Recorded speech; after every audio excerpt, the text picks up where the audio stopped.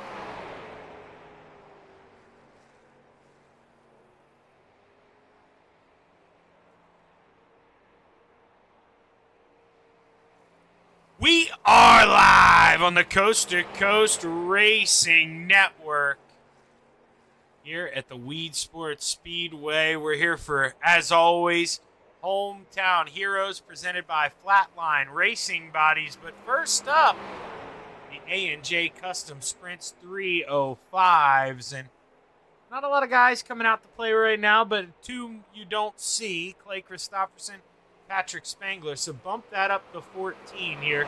We're going to get a couple more drivers in the field. And, well, shame on me. I'm going to be quiet here for about 20 seconds. I noticed I do not have my mic software up. And, well, they always get me excited here for Hometown Heroes. And when my voice picks up real loud, it will cut off my microphone coming out to you guys. So let me click this button here real quick. And, well, you'll hear me talking again in about 15 or 20 seconds.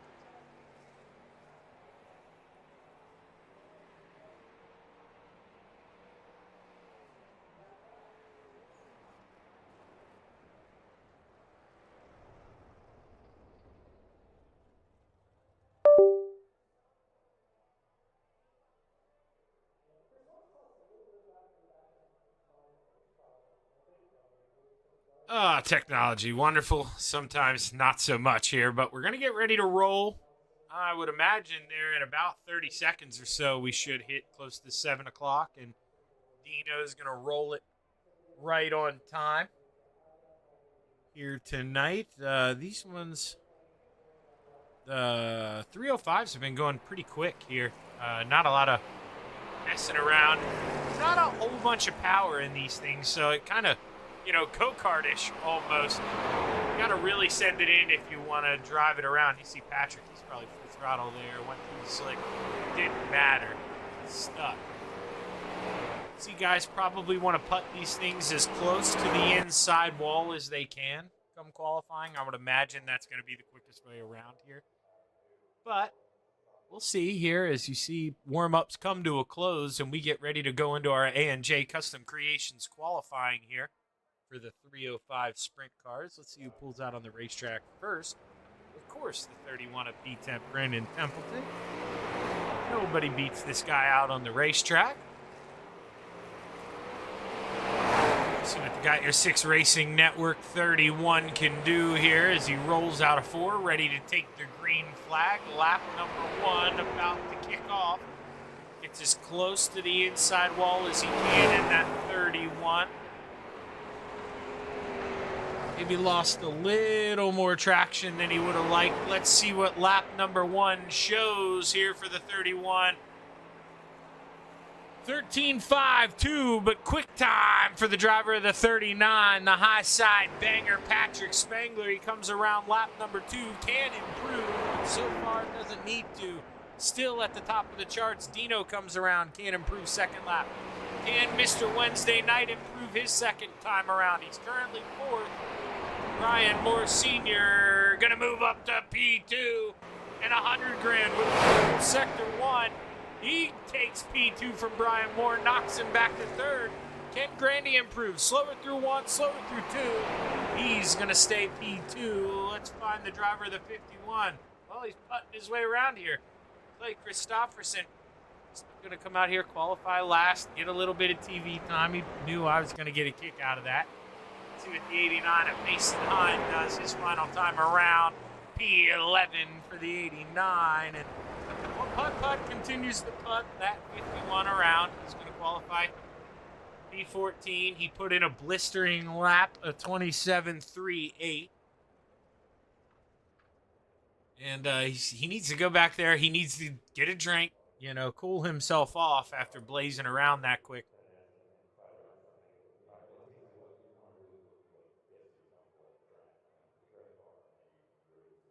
Let's see here. We get ready to roll into heat race number 1. Let's take a look at the starting lineup. Should be 2 heat races.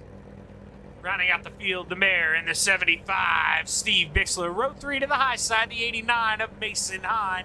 To the inside, the 31 of Brandon Templeton. Row 2 to the outside, the 39 of the high side banger, Patrick Spangler. To the inside, the 055 of Mr. Wednesday Night, Brian Moore Sr. Row 1 for heat race number 1 to the outside, the 79 of Dean Reynolds. To the inside, his teammate in the 32, the Ant-Man, Anthony Morano.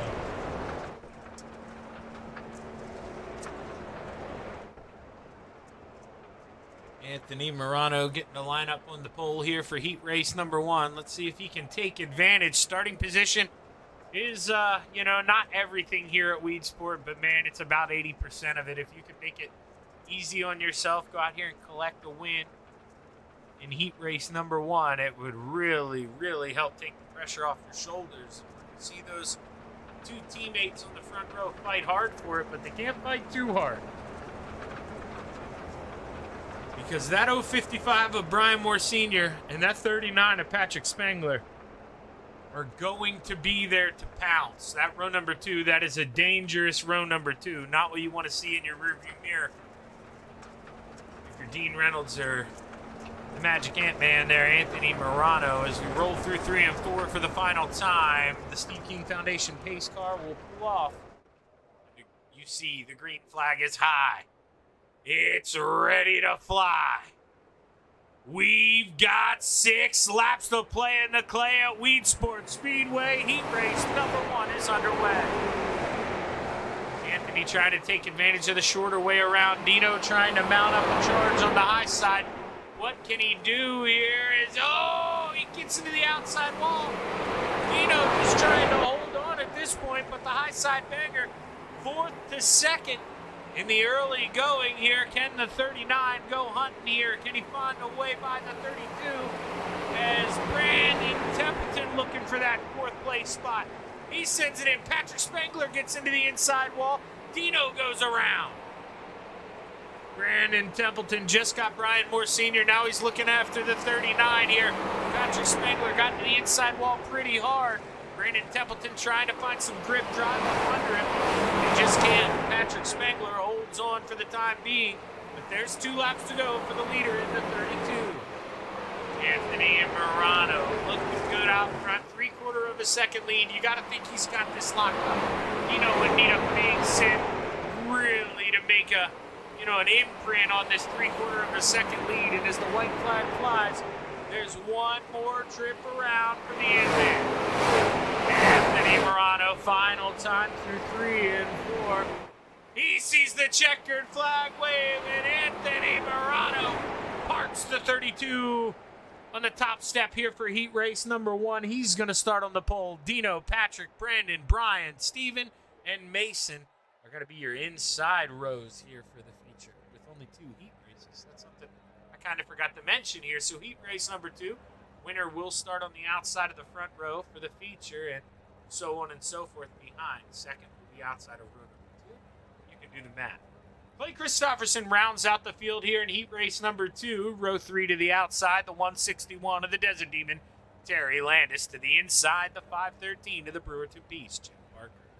Row 2 to the outside, the 518 of 100 Grand, Joseph Grandy. To the inside, but starting from the rear if he does decide to even come out, the salesman, Blake Chapman. Row number 1 for heat race number 2 to the outside, the 05 of Pivo, Donovan Ross. And starting on the pole, the general in the 87, Andy Patton.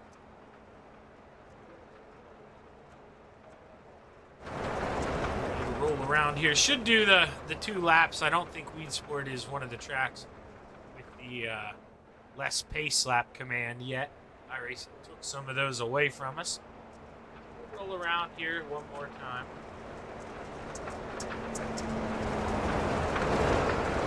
If you're out there watching tonight, let us know who you're rooting for, please. Always interested to know, maybe your guy will get a little more camera time. Throw his name out there, or maybe you got a nickname for one of your drivers that we haven't heard, don't know about.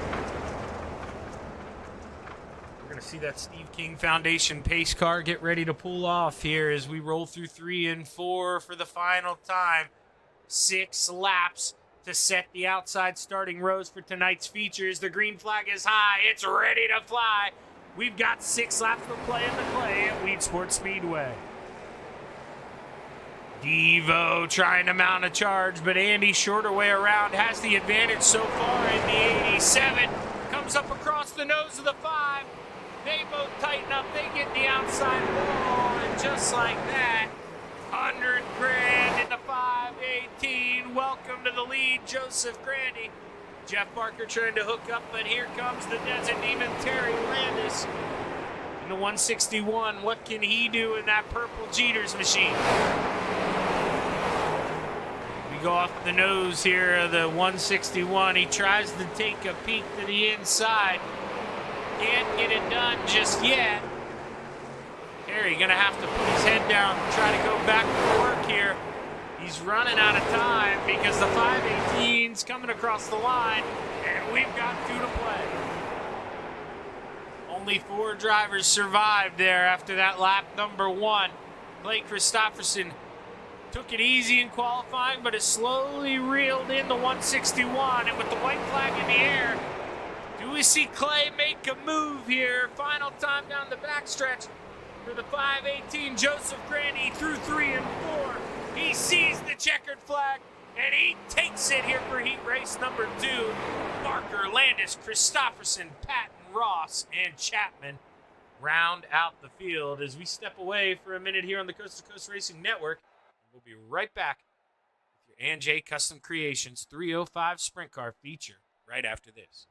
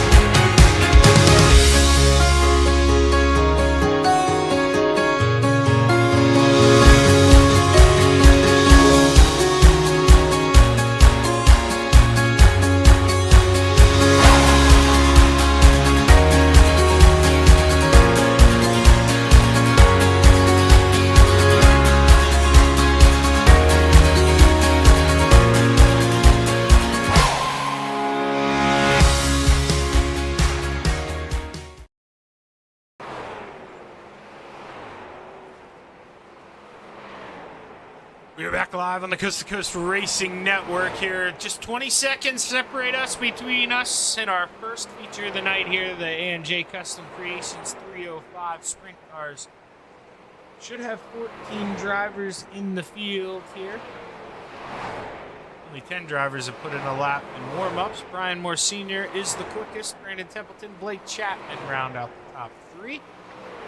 We get ready to go play here for what should be a 25-lap non-stop show here to kick us off. And then, of course, next, we have the 360 sprint cars, followed by the midgets.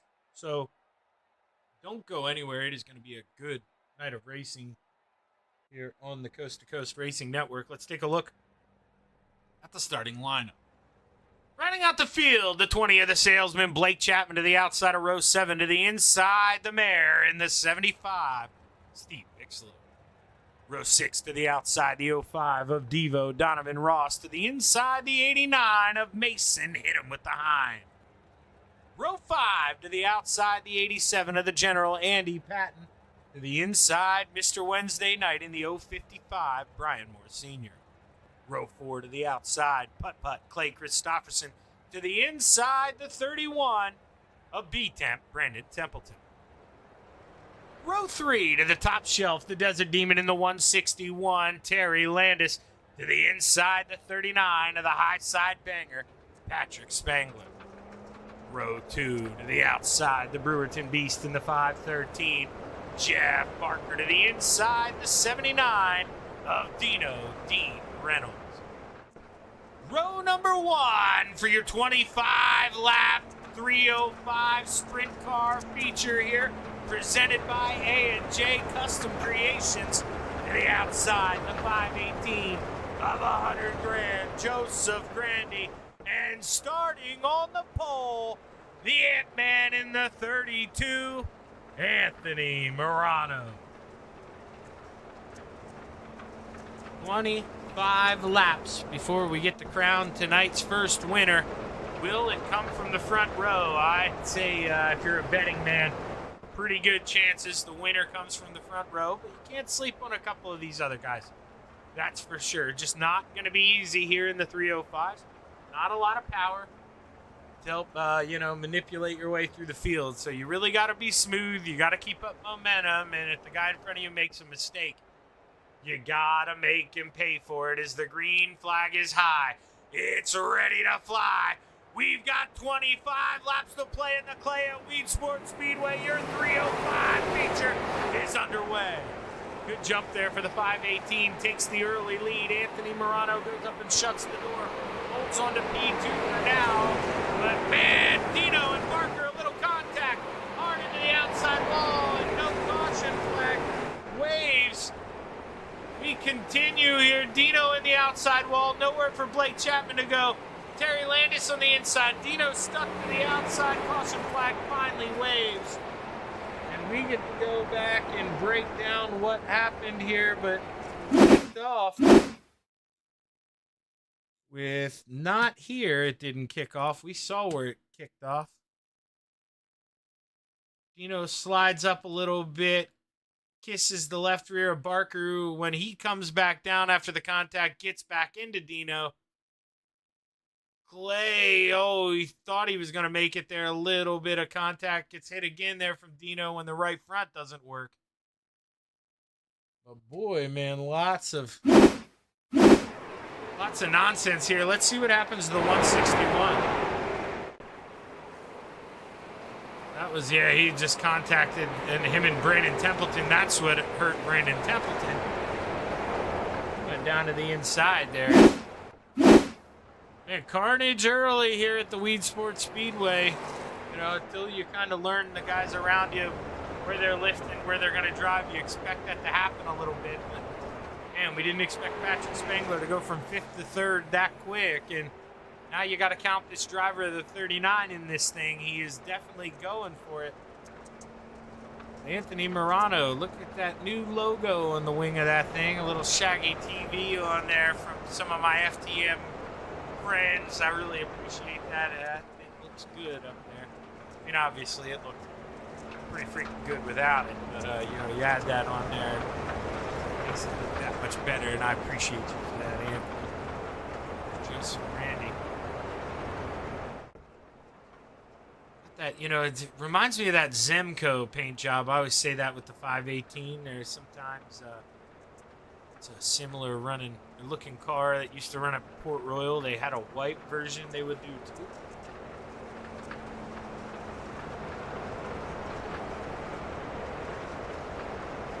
Lights are off on the Steve King Foundation pace car, and we should get ready to go back and play this time.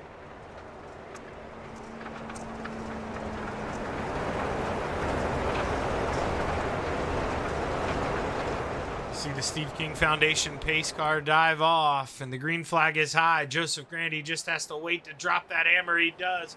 Anthony Morano was blinking a little bit. He went high.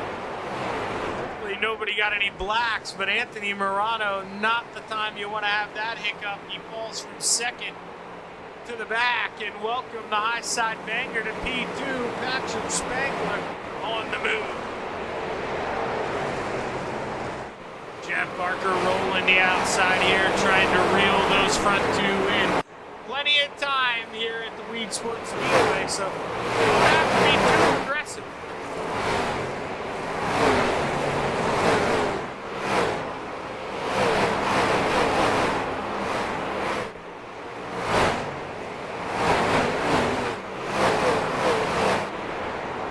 Oh, caution flag flies for the second time. Dean Reynolds involved once again. Tough night here for the 79 of Dean Reynolds. I believe this started ahead of Dino. Let's see here, it had to have because he's running in the back. Let's find Brandon Templeton here. Mason Hine possibly. Yeah, okay, so the 89 of Mason Hine, that's what it was. Gets into the inside wall and comes back down the racetrack, and man, Dino with a freaking shot. Nowhere to go. They both go for a wicked ride. And Dino, you got to think that's going to be all she wrote there for that 79, unless he had another quick repair. Trying to find a camera there of Dino. Okay, here he goes. Well, that thing's beat up. I think that thing's going to drive for him. Unless he can get in there and maybe get the quick repair. Oh, there we go. Okay. No, maybe not, because you can see that wing's still damaged. So, you know, that may be all she wrote there for the driver of the 79.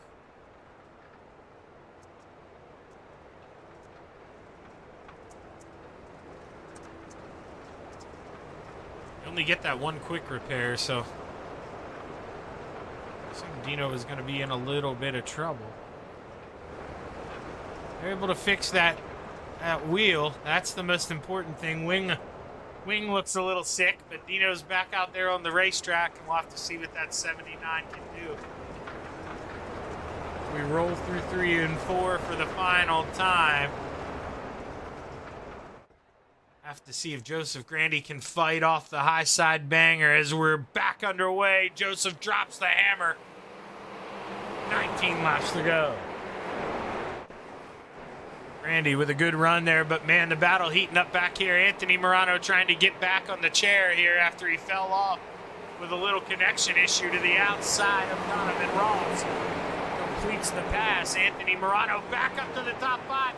Gets into the general there a little bit. Andy Patton slid up a little contact, and that's where, you know, I mean, it stinks. You do have to get the elbows out sometimes, but I said in these things, guy in front of you makes a mistake, you got to go, because they are momentum based. And there you see the 32, he slides a little sideways, loses that momentum, can't complete the pass on the 513. And Blake Chapman, a guy who we're going to see starting in the back a lot this season, just trying to maybe work on those skills a little bit. We know he can lead,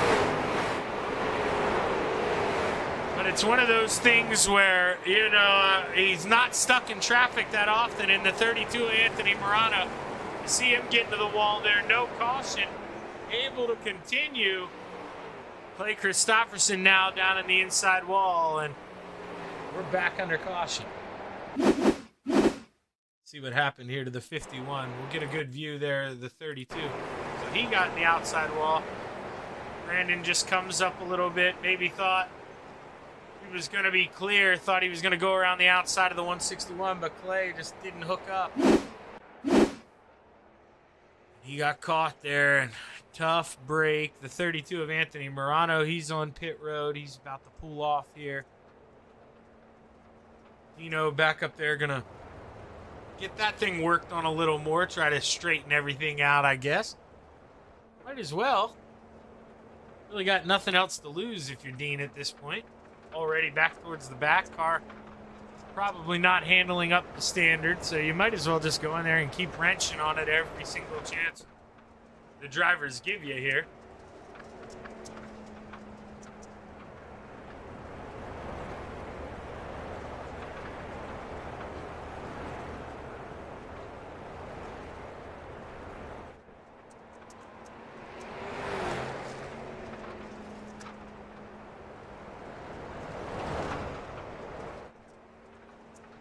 As everything cycles back there, you see the lights go off on the Steve King Foundation pace car.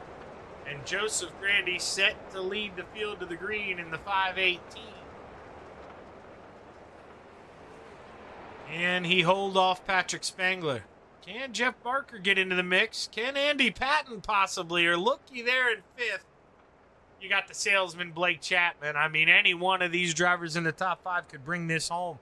We've only gotten 10 laps in the books. Here is going to be coming on to lap 14 as the green flag drops.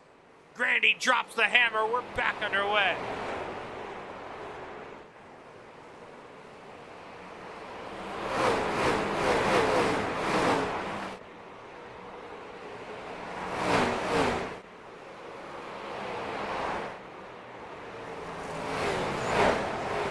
Patrick gets into the outside wall there in 1 and 2. He's trying to search for real estate to gain some ground on the 518, but right now he's just pushing the envelope a little too far. And Blake Chapman looking on the bottom here, seeing what he can do.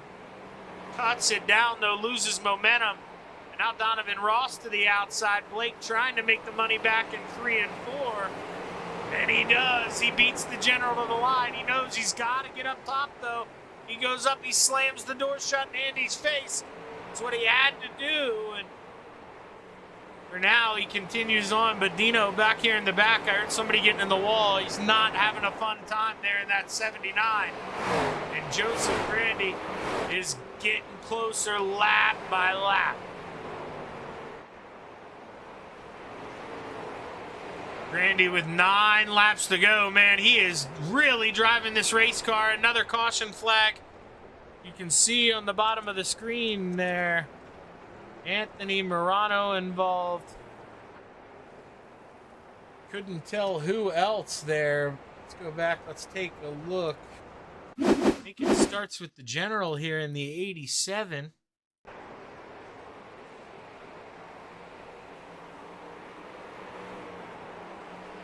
Yeah, just gets some help there from the 05 of Devo. He gets a little loose in front of him. Devo can't check up in time.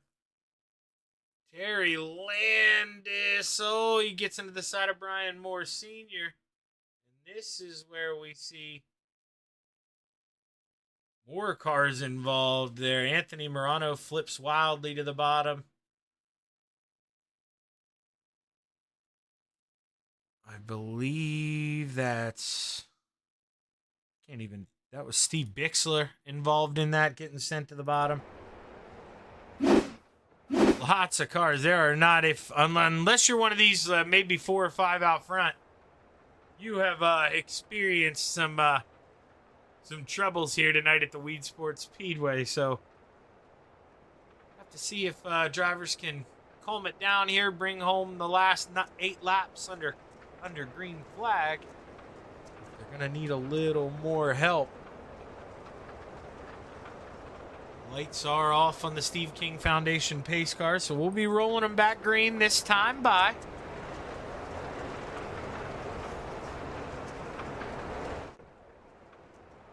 See Anthony Morano, another one out there with the damaged wing. Out of quick repairs, not going to be able to go in and do anything. Kind of a run what you brung right now for the 32 of Anthony Morano as the Steve King Foundation pace car pulls off Joseph Grandy drops the hammer, and we're back underway. We've got 8 laps to play. Barker taking a swing on the bottom here. Couldn't find any grip through 1 and 2. He's going to go down and shut the door, though. Almost gets into the inside wall. That's going to ruin his momentum, and Blake Chapman to the outside. But the caution flag waves one more time, and Brian Moore Sr., he gets collected after the caution flag. Got a couple wrecks here. See what happened to the 161. Contact there with Anthony Morano. And then gets into the inside wall. Gets into Anthony one more time. Nowhere for Templeton to go. He gets collected. Boy, oh boy, gloves are off here. And then we had Brian Moore Sr. Let's take a look at this one here. Totally unrelated after the caution flag already flew. You can see Devo just gets a little loose, comes up the racetrack, gets into the left front of Moore Sr.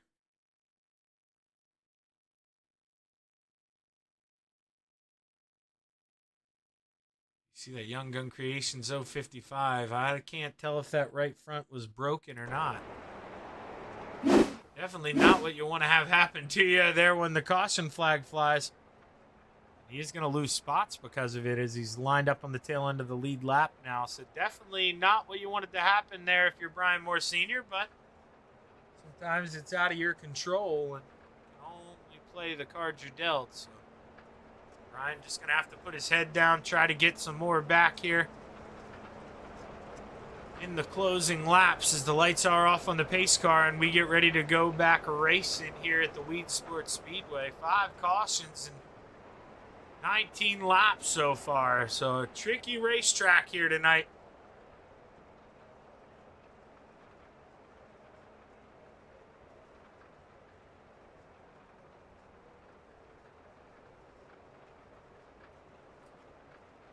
The lights are off. The pace car pulls off. Grandy drops the hammer.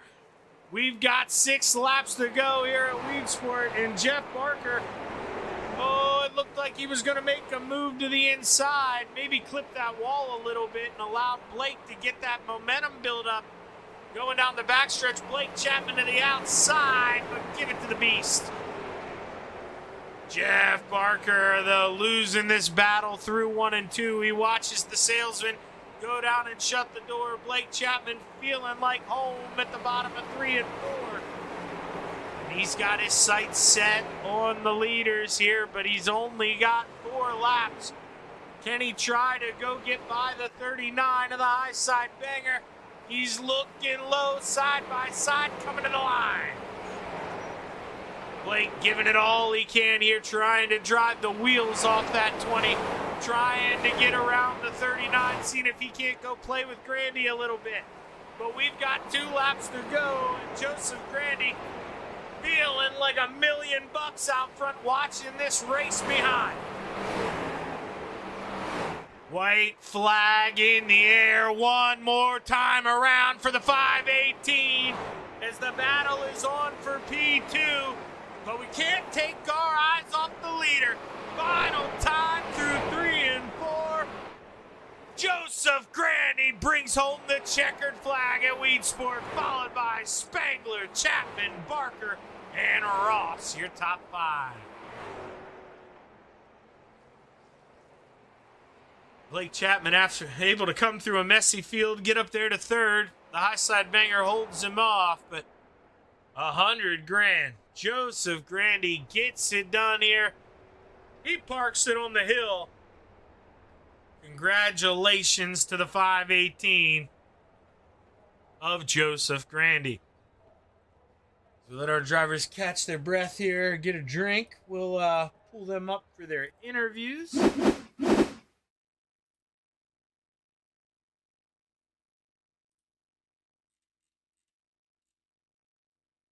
We'll see here if we can get a word with Blake Chapman here. He's still down in his team Discord. I'll give him another second or two to move up. There he goes. He's on up. Go ahead, pull him up. Hey, Blake, Shaggy up in the booth, man. You got a copy? Yeah, I got you, Shaggy. Man, it was war out there. You were able to survive, though, and you get up into the top three. And what were those opening laps like? Man, it was just chaotic. It really was. It was just stay out of trouble the best you can. And I can't remember a race where I missed so many big wrecks just barely. Just guys would get into the wall and I'd be able to duck underneath them in just enough time. Unfortunately, there was no one inside of me. So, we just got lucky a little bit running from the back.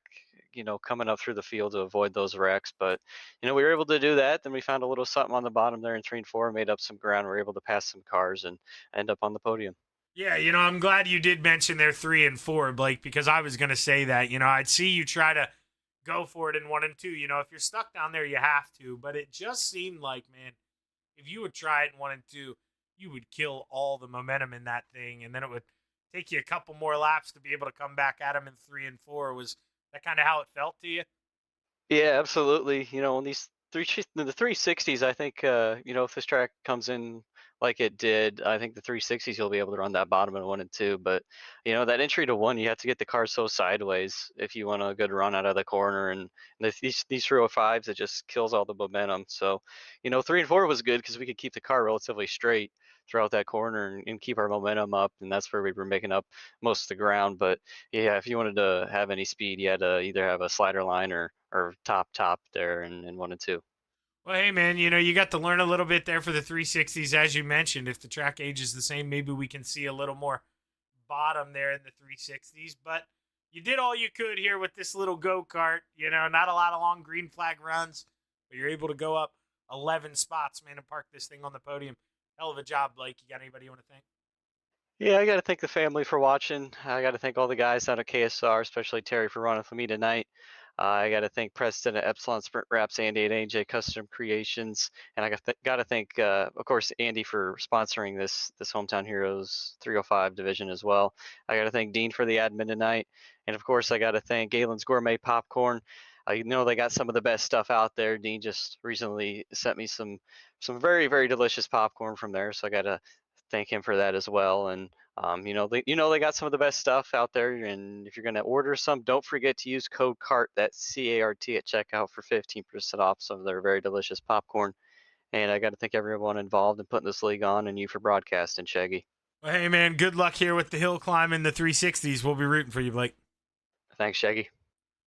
Blake Chapman bringing home P3. Now we'll bring up the man who was able to hold him off here. Patrick, it seemed like there were a couple times in the race where you'd reel in Joseph, but the one time we saw you get in the wall pretty good there in 1 and 2, and it just seemed like from there you couldn't really get anything back at him. Did you damage the race car at all? Yeah, I hit the inside wall and damaged the front end where my steering wheel was like 45 degrees to the right, and then I slammed the rear into the wall in turn 4 and messed up the back end, so it was like bouncing all crazy going into the turn. So I was happy to hold off Blake and hold on to second. Yeah, not a lot of long green flag runs there, but how's it feel being out front, getting to miss all that? Is it frustrating? You want a little more green flag runs, or is it nice to chunk it up there a little bit when you got damage on the race car? It was nice to chunk it up when I had damage. A couple more laps, I think Blake would have had me. Hopefully I keep the car in one piece for the 360s. Yep. Yeah, Blake mentioned a little bit. You think in the 360s we'll get a little more of a bottom line in 1 and 2? I know it's just so momentum based that it's hard to turn that 305 and keep the momentum up. Do you think we'll have a little more bottom in the 360? Yeah, I think it will. It won't bog down as much, and they usually gear them pretty short. So hopefully we get 2 lanes running in the 360s. Well, hey, heck of a run, Patrick. Congratulations on the P2, man. You got anybody you want to thank? Yeah, just you for the awesome broadcast. Jeff and Jack for running Coast to Coast. JRB Designs for the wrap, and Train Wheels Racing. Hey, good luck here in the 360s, man. I'll be rooting for you. Thanks. Patrick Spangler, P2. And now we're going to bring up the man of the hour here. Joe, probably, I said you need to win that heat race, get up on that front row, and you took advantage of that outside starting spot. And, man, you just walked away with this thing. By far the quickest car. Were we excited to get this thing over? Because, man, those caution laps, when you're this quick, they've got to do a number on the psyche. Yeah, missed these 305s. I haven't really raced them since they took them out. Fun little things, but yeah, started outside of Verano. I figured it was I'd be able to get around them the first turn 1 and 2, and yeah, just stuck it and tried to keep it nice and smooth. Couple cautions towards the end. Yeah, I got a little nervous. Thought Patrick was behind me, but he wasn't really gaining on me at all. I don't know if he was had a hurt car or not, but yeah, stuck it out for the win. Yeah, he hit that inside wall in 1 and 2 pretty good, and it seemed like from when he was trying to run you down, and it seemed like from there, man, it was just all your show, and I'm glad you're able to hold on to it, not lose it under a funky restart. That would have been a crappy way to throw this thing over. Congratulations here on a big win, man, leading all 25 laps. You got anybody you want to thank? Yeah, all the guys over at Coast to Coast Sim Sports, USA, CFM, girlfriend Olivia, Catalytic Recovery. Appreciate all the guys at Coast to Coast and you, man, for doing the broadcast. Hey, hell of a run, Joe. You going to come out here in the 360? Yeah, I'll be able to do them this week. All right, good luck, brother. Thanks. That's $100,000. Bringing home the checkers flags here in your A&J Custom Creations 305 sprint cars. And, well, if you like that, we're going to get a little more power out of the barn here. Hook up the extra horses, and we're going to have the 360s here at Weed Sports. So stick around. We'll be right back with a little Flatline Racing Bodies 360 sprint cars right after this.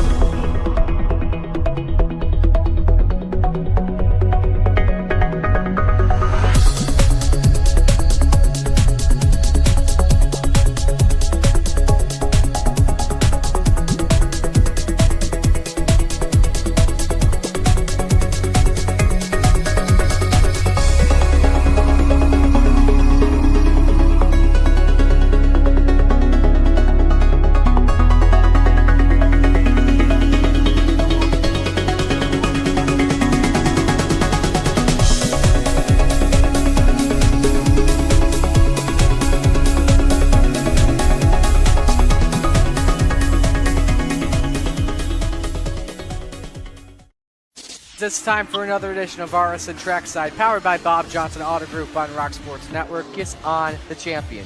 Trying to be a bit of a hiatus, so let's get. Right when we talked about it.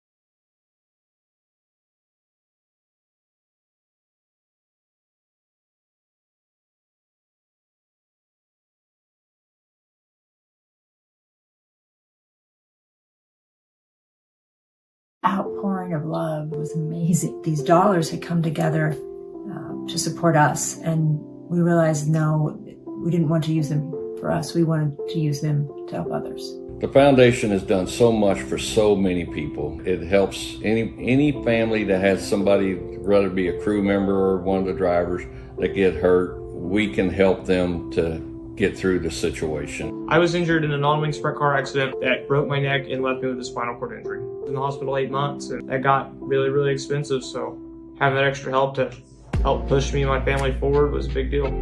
I was involved in a pretty gnarly sprint car crash. Found out my brain was swelling and bleeding. Pelvic bone was broken. I had 2 cracked vertebrae on my back, and I was in the ICU a little over a week. The Steve King Foundation reached out to my parents. We received a donation from them. Immediately, they started me on what's called neurofeedback, and insurance did not cover the neurofeedback appointments. So we received another donation from the Steve King Foundation. It really helped a lot, and I just want to say thank you from the bottom of my heart to the Steve King Foundation for everything that they have done for me.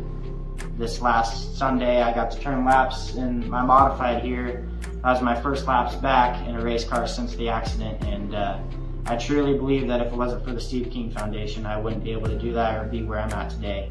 Yes, Steve's death is the reason the foundation exists, but it's Steve's life, and it's the lives of racers everywhere, is the reason we're able to do the work we do.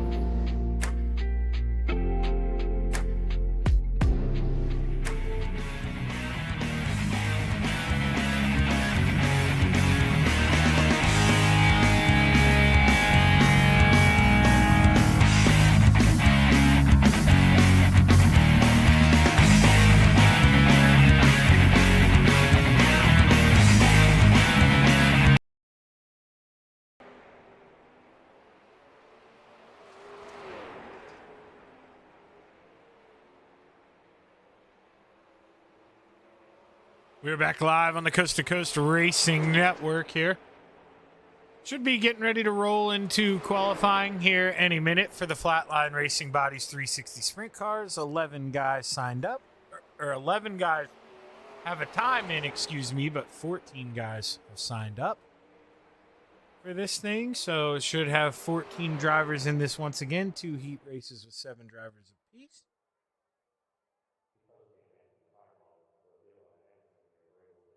As the checkered flag waves.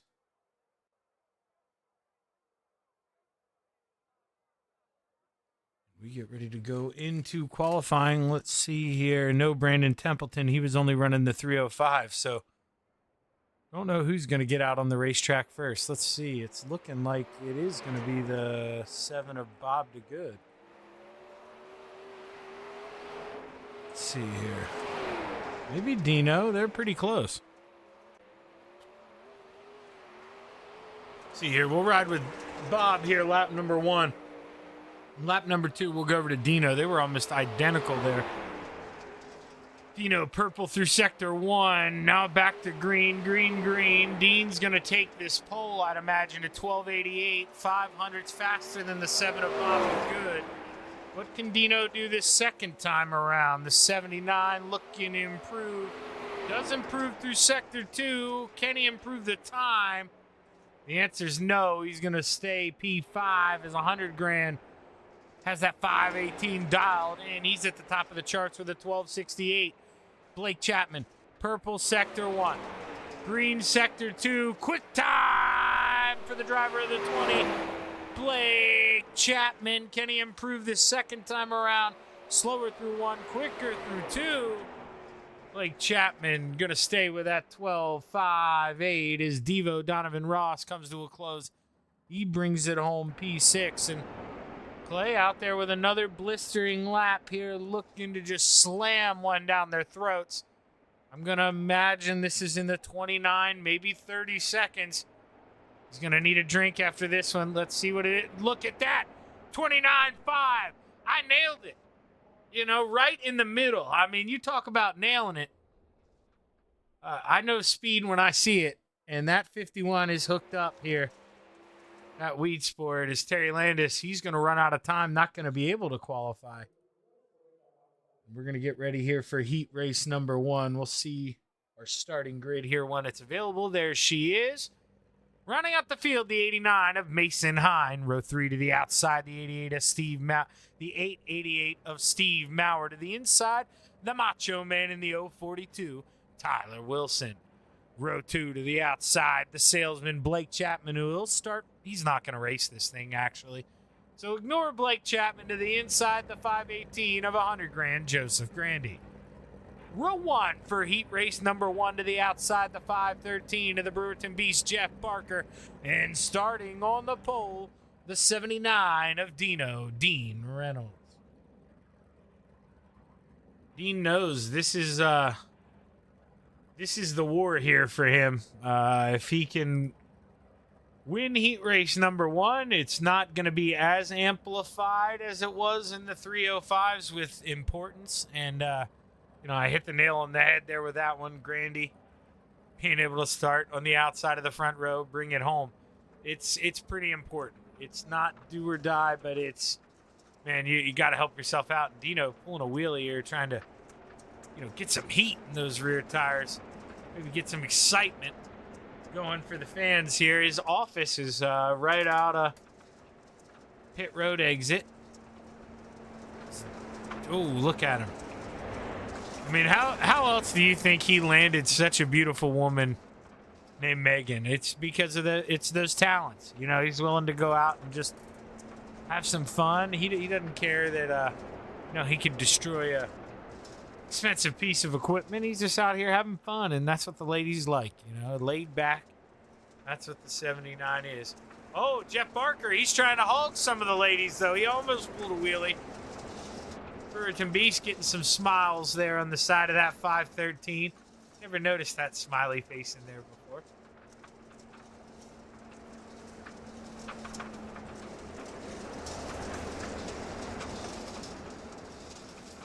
So we roll through 3 and 4 for the final time. The 79 of Dean Reynolds will pace the field to the green flag. As the green flag is high, it's ready to fly. We've got 6 laps to play at the Weed Sports Speedway. Dino needs to find that grip right away, be able to get up and kind of shut that door, and he does. But he doesn't go up and slam it shut, leaves the screen open, and Barker sticks that right foot right on through, tries to barge his way in. But for now, Dino holds on here at the Weed Sports Speedway. Let's go trackside.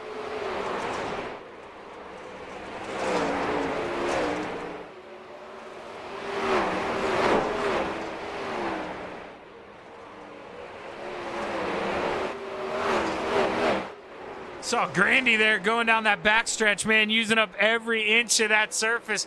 Gets in the outside wall, almost does it again. But this 518 is quick. He's ready to play, but the Macho Man, he's ready to snap into a Slim Jim here on the bottom. What can the Macho Man do? Barker trying to play some defense, goes up high. Oh, Grandy shuts the door, white flag in the air. Dino, pace in the field here, 0.7 of a second. Final time through 3 and 4. Dean Reynolds answers the bell. He's going to start on the pole for tonight's Flatline Racing Bodies 360 feature. Grandy, Barker, Wilson, Maurer, Chapman, and Hine going to be your inside rows. Take a look at that starting grid here. Heat race number 2. Whenever it decides to come up, of course, abide by iRacing and their timing. We're going to watch the 513. Just sit out there. I don't know what iRacing didn't like. There we go. Going to advance, rounding out the field, the 161 of the Desert Demon, Terry Landis, row 3 to the outside. The 051 of Putt Putt, Clay Christopherson, to the inside. The 055 of Mr. Wednesday Night, Brian Moore Sr. Row 2 to the outside, the 39 of the high side banger, Patrick Spangler, to the inside, the 32 of the Ant-Man, Anthony Morano. Row number 1 for heat race number 2 at the Weed Sports Speedway, to the outside, the 05 of Devo Donovan Ross. And starting on the pole, the 7 of Bob DeGood. I have another one here who he just, he saw the game plan laid out from Dino. You got to drive it in there to 1 and 2. You can't be light on that foot, and you got to try to hook it up. Get up top going down the backstretch and shut that door. And if Bob can't do that, there are going to be a bunch of cats clawing to get in. That 32, the 39, the 5. I mean, the 5th, everybody in this heat race. Absolutely everyone, the whole way back to Landis. I mean, Terry Landis is a Renegade Sprint Car feature winner. That's our premier division. Terry can wheel these things, and especially at a track, maybe will favor the bottom here in the late stages. That's something that will fit the 161's driving style. So let's see what happens here as the Steve King Foundation pace car pulls off. The green flag is high. It's ready to fly. We've got 6 laps to play in the clay at Weed Sports Speedway. Heat race number 2 is underway. Ooh, the Ant-Man, he's got to get on the binders there. The 7 of Bob DeGood. Little hesitant there on the bottom of 1 and 2. Tries to drive it in deep in 3 and 4, but the damage was already done. I had told you, you got to get up there and shut it going down the backstretch, and he couldn't. Slips up there. The Ant-Man goes on by, and Bob from 1st back to 5th here in a hurry as Terry Landis gets by. Battle for the lead. Patrick Spangler to the inside. Devo upstairs. What's going to happen here? We got a new leader at the line. Give it to the 39. Whoa, 3 wide. Anthony Morano stuck his nose in there. Caught Patrick by surprise. He had to catch his breath there. He loses grips on the lead, and now Devo trying to keep that 5 machine rolling. Can Devo win heat race number 2? We're going to have 1 lap to go. This time by white flag in the air. The high side banger doing his damage on the low side. He pulls even with Devo. Final time through 3 and 4. Checkered flag waves. Give it to Devo. Patrick P. 2. Morano 3rd. Landis 4th. DeGood, Moore, and Christopherson round out the field. Holy crap, what a finish there. Heat race number 2. We are going to catch our breath, step away here for a minute or two, and we'll be right back with your Flatline Racing Bodies 360 Sprint Car feature. Here for your Coast to Coast hometown heroes. Stick around.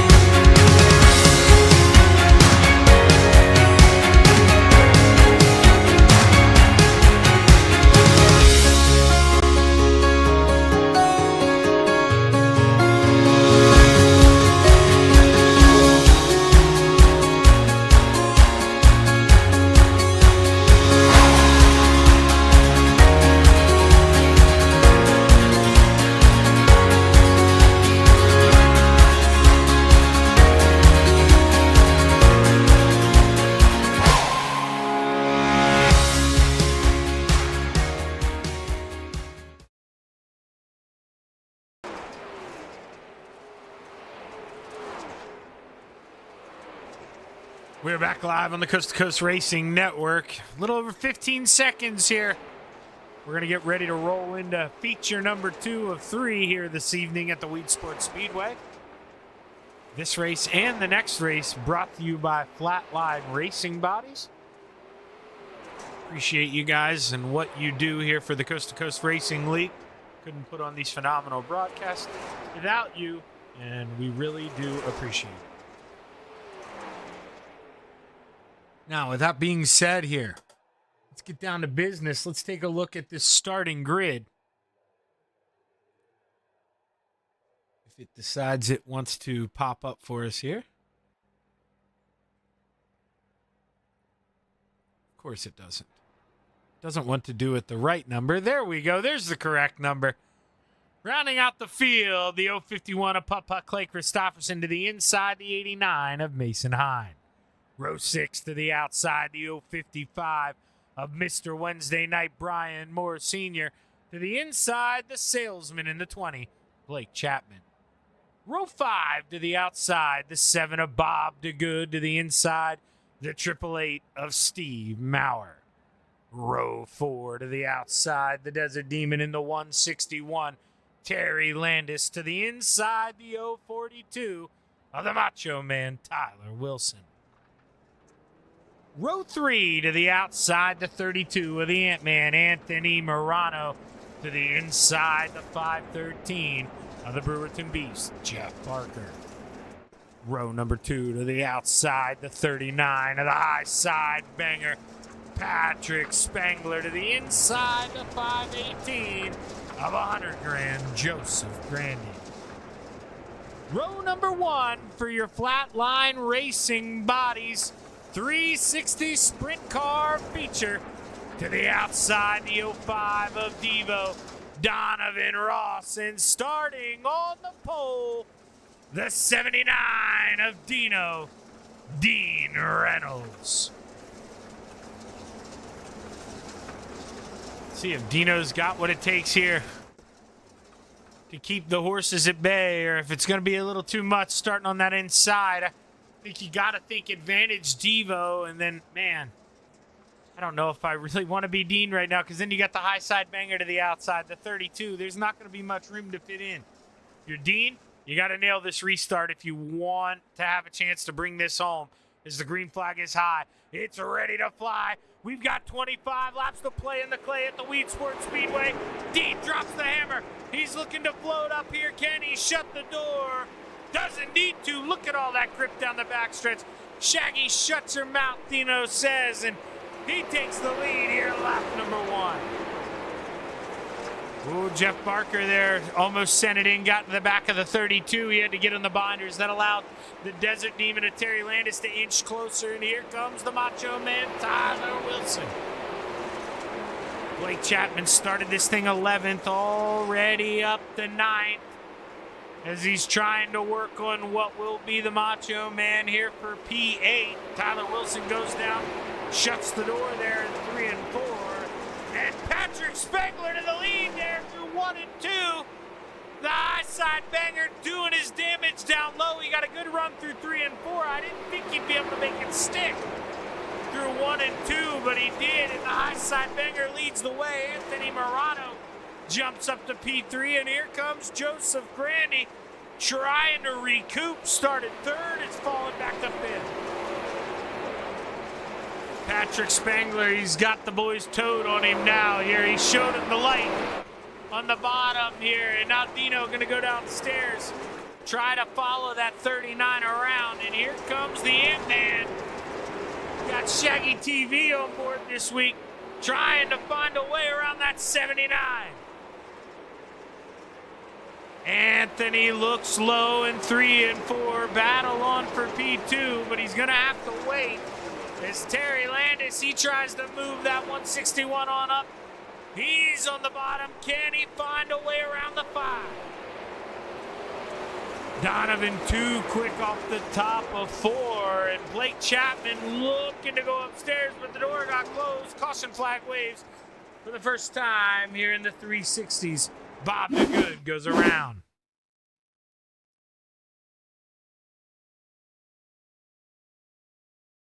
Sorry if you hear my voice fading, man. I can feel it. It's going to be a saltwater gargle after this race. But let's take a look here. Bob, he almost gets into that inside wall, and you're going to see him get into the left rear of Brian Moore Sr. Does a 360. Well, more than a 360. Does, what is that, a 540? Just tries to get it up off the racetrack out of the way of the leaders, but the caution flag had already flew.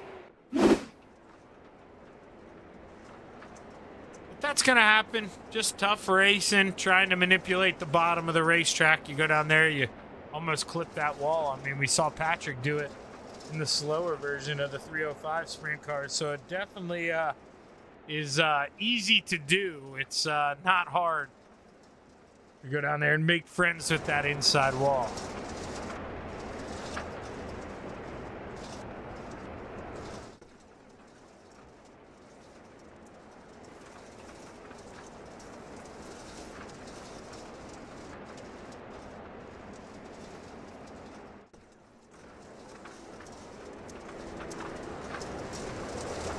See those lights go off under the flagman's feet? That means we're going back racing this time. Bye.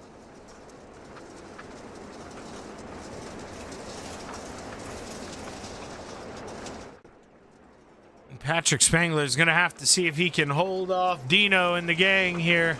Not going to be easy. Going to have 16 laps to go when we go back racing. So plenty of time to make your move. If you're Blake Chapman, though, you don't have plenty of time. You got to go now, and the green flag waves. We're back underway, 16 to play. Dino trying to mount that charge off the top in 1 and 2, but Patrick Spangler too good on the bottom, and Dino is just watching that lead get a little bigger through 1 and 2, but now Patrick, he goes up and shuts the door, maybe a little harder to hit that bottom now, but Dino going to go back down there in 3 and 4. Anthony Morano that time the first driver to the outside. He thinks about sending it in. Maybe, Dino drives it in too deep. Maybe didn't want to block his teammate there in the 32. Might have hurt him get the run, overdrove. Car looks okay. Doesn't seem to have any bad handling from getting in the wall, but not what you want if you're Dino, and green flag runs is what you want here if you're Blake Chapman. You got to have time to pick some guys off, and he's been able to do that. Started 11th, up to 6th. Devo hard in the wall, up and over. He comes to a stop in the middle of 1 and 2, and Steve Maurer collected in it as well. But Devo, I believe, solo car accident here in 1 and 2. Just drives it in a little deep, catches that outside wall. We'll have to see here. So it starts there on the front stretch, just gets into the wall and couldn't turn it in time. It was already, kind of dictated he needed to turn before that. Got to the outside wall hard, and you're going to see Steve Maurer with nowhere to go in that 888. Gets into the 5 of Devo, who obviously has to take that thing down pit road.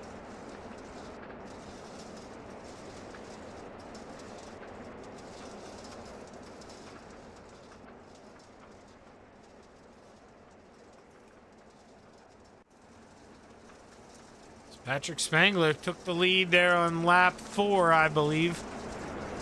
Has not looked back. The Training Wheels Racing 39.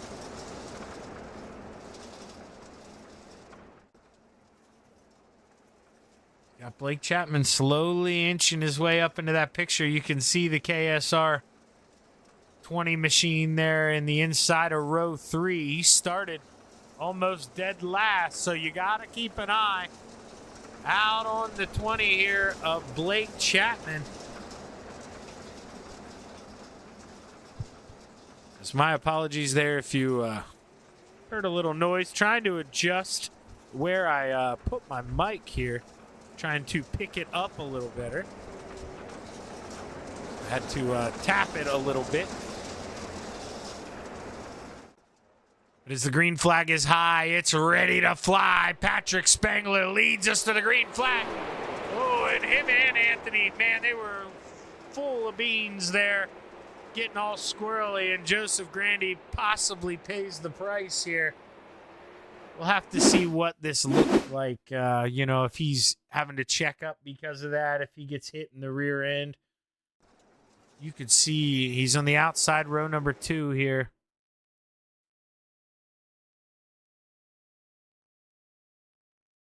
So no, he just maybe tried to slot down there in line, but Dino was there, didn't enter in as low as maybe Grandy thought he was gonna. And a little contact there, gonna send the 518 around. But I don't think, you know, it's easy to want to lay that blame on Dino, but I don't know if there's truly too much more he could have done there. Let's see here. We'll go. This is exactly what Dino sees.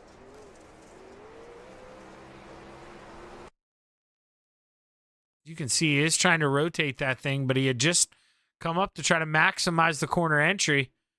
And it's just two guys fighting for the same spot. It's as much of a racing incident as anything. You can't really put the blame on Grandy or Dino there. Just guys trying to fight for every spot at Weed Sport, and that's kind of what, you know, you got to do. This track encourages that. It's a tricky turn one. A lot of guys, you know, you don't want to be so far up on that wall unless you're going to cut down to the inside, because it kind of kills you for that corner entry. You know, even if you're swinging it in up high, you can see, I mean, there's a reason that the cushion doesn't wear up that high on the corner entry, because drivers, you know, if you enter in that high, it's tricky the way it's turn 1 and 2 is angled. You've got to kind of cut it down on the entry, and if you don't do that correctly, your whole corner is going to be compromised. The Steve King Foundation pace car pulls off that 39, set to drop the hammer. We're back underway. We've got a 10-lap shootout here at Weed Sport.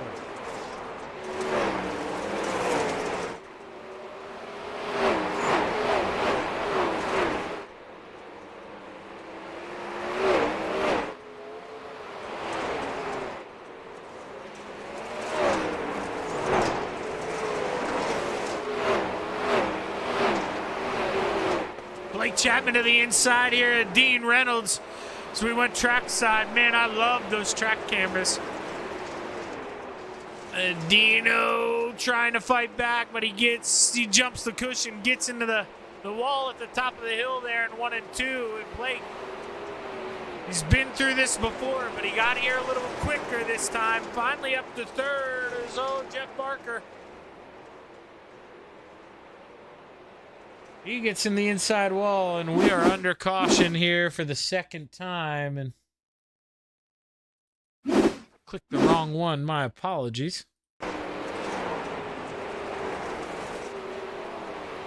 So you're going to see him get into the wall here on the entrance of 1 and 2. Just cranks it down a little early.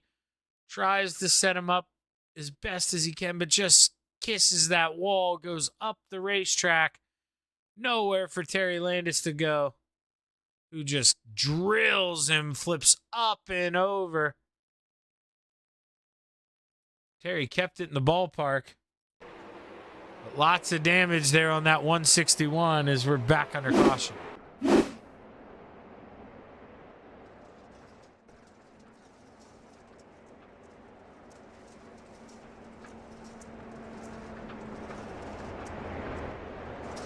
Now, is this what the driver of the 20 needed here? Blake Chapman, he gets the caution after, you know, he keeps trying to do these climbs. Not an easy racetrack to do it at the Weed Sport Speedway. If he could pull this one off, this would be really something to write home to Gretchen about here, because that is not an easy task. I know we don't have a bunch of cars here, and some of them have crashed out, but Blake absolutely on a tear here through the field. As Patrick Spangler, he sees the lights are off on the pace car. They're going to go back racing this time by. as he drives up to the top, looking to build up all that speed coming down off the cushion. We're back underway. We've got 6 laps to go. Blake and Anthony dive to the bottom. Patrick and Dean up top. Battle for 5th as Clay Christopherson tries to move around the Macho Man into 042, but Tyler Wilson cracks on it and he gets back to the lead. But the battle on here. This is as close as we've seen the top 3. We've got a lap car in front. Let's see what happens here. 4 to go. Anthony Morano. He gets around Patrick Spangler. Patrick jumped the cushion in 1 and 2. Patrick gonna feed him a slide job. Side by side coming to the line. We've got 3 to go. These two have the gloves off, and now we've got a menage a trois. Blake Chapman coming down the backstretch. Oh, the caution flag waves. And boy, oh boy. Man, we may have just had one spoiled for us here, but Patrick Spangler won the race to the line coming off of 4. He holds on to the torch. And boy, let's go back. Let's take a look here at the caution flag. I believe Steve Maurer involved in this. Let's see here. Tough to tell if it started in front of him and then he was collected. I see a couple things. So it did start with Tyler Wilson here. Okay. So let's see. Tyler Wilson and Dino racing. Dino goes up, shuts the door there, and the Macho Man, you got to kind of see that coming. I mean, that's tough. He's trying to fight for every inch, but, that guy going to come up top there and try to cut down the corner entry. Now, this is where, nowhere for Steve Maurer to go. And, man, that's twice tonight. The 888 is just trying to drive through the corner here, and there's a wreck up front. Not a night to write home about there for the 888 as Steve Maurer, as the lights are off, and we're going to have a green-white checkered here at Weed Sport. Only 2 laps. Anthony Morano, I said it last week, or it may not have been this series, actually, but, advantage leader, and just last week, I watched a leader fumble a restart and fall the whole way back to 3rd here on a green-white checkered. So anything can happen. The pressure's on the 39 here. Can he bring it home? We've got 2 laps left to play as he drops the hammer. We're back underway at Weed Sport. Blake Chapman trying to do some work there on the 32 of Anthony Morano, and that's what the 39 wants to see. Those guys racing hard behind because the white flag is in the air. Patrick's got 1 more lap around. Blake trying to hook it up on the bottom of 1 and 2. They are side by side going down the backstretch. But final time through 3 and 4 for your leader in the 39. Patrick Spangler brings it home, followed by Anthony Morano, Blake Chapman, Dean Reynolds, and Brian Moore Sr. Your top 5. But Patrick Spangler takes the lead over. Lap 3 from Dean Reynolds and just never looked back. And it was something, we had kind of missed too. Shame on me. I was watching that battle for 5th. This was the battle for the lead. I told you he peaked low there in 3 and 4. Dino was coming back with a big run, and I kind of thought Dino would take it back through 1 and 2. But Patrick, man, he absolutely nails this. Stays on the bottom and just never looked back. That was the pass for the lead.